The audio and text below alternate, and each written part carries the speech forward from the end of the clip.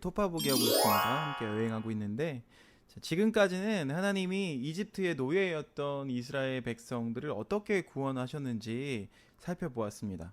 이제부터는 하나님이 어떻게 이 이스라엘 백성들을 인도하시는지를 함께 살펴보도록 하겠습니다. 이스라엘이 이집트를 탈출하게 됐죠. 출애굽하게 되는데 원래는 지름길이 있었어요. 그러니까 목적지를 향한 지름길이 있었습니다.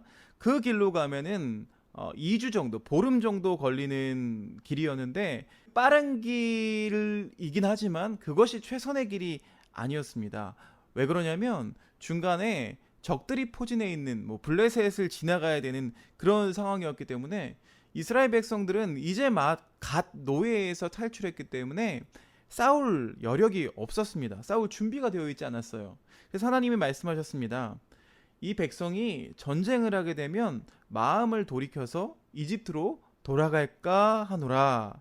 그러니까 어려운 상황을 만나게 되면 다시 바로에게, 애굽에게 돌아가려고 할 것이기 때문에 하나님께서 길을 돌아가게 하신 거죠.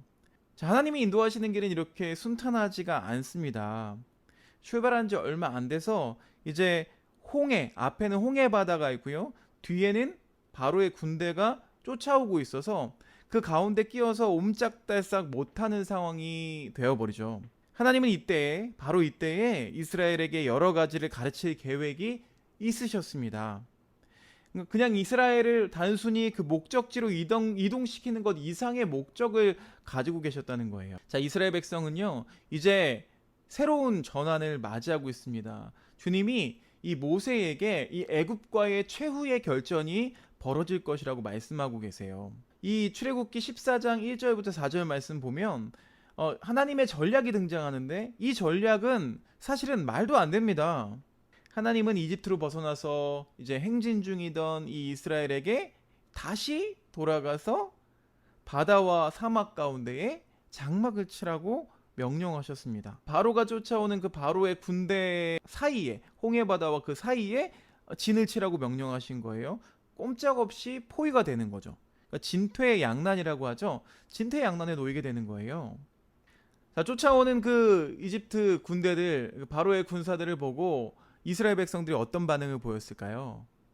두려워했죠. 왜냐하면 이집트에서도 최정의 군사들이었기 때문에 그래요. 그러면서 이스라엘 백성들이 이제 모세에게 불평을 하기 시작하죠. 그러니까 모세가 이 겁에 질려서 불평하는 이스라엘 백성에게 이렇게 얘기합니다. 너희는 두려워하지 말고 가만히 서서 여호와께서 오늘 너희를 위하여 행하시는 구원을 보라. 너희가 오늘 본 이집트 사람을 영원히 다시 보지 아니하리라. 여호와께서 너희를 위하여 싸우시리니 너희는 가만히 있을지니라. 가만히 있으라뇨. 가만히 서 있으라뇨. 이게 전략입니까? 말도 안 되죠. 여러분, 이것이 얼마나 하나님의 뛰어난 전략인지 우린 다시 한번 돌아보게 됩니다. 우리가 어떤 힘든 일을 만나서 스트레스를 받아서 힘들어하고 또 불평할 때가 있어요. 이렇게 우리는 주변 환경에 더 주목하게 되면 언제나 걱정이 싹트게 마련입니다. 하지만 우리가 믿는 하나님과 그분의 위대한 능력에 주목한다면 그 어떤 환경도 두렵지 않게 되는 거죠. 자, 성경에서 중요하다고 말할 수 있는 그 한 장면이 출애굽기 14장에 등장을 합니다. 바로 홍해를 건넌 사건이죠. 하나님은요, 이 홍해를 가르시고 이 이스라엘 백성들을 그 바다 한가운데 땅을 만드셔서 그 길을 걷게 만드십니다. 바다가 길이 되었다는 거죠. 그리고 어떻게 돼요? 모세가 지팡이를 쳐서 그 바다가 갈라진 후에 다 건널 때에 뒤에서 애굽의 병정들이 병거를 이끌고 쫓아오게 되죠. 쫓아왔는데요, 결국에는 그 병거의 바퀴가 고장나고 그들이 옴짝달싹 할 수 없게 되고 이스라엘 백성들이 다 그 바다를 건넌 이후에 다시 그 땅이 바다가 되어서 모든 군인들을, 모든 병사들을 수장시켜 버립니다. 예수님은 우리에게 오셔서 우리를 사망에서 생명으로 옮겨 주셨습니다.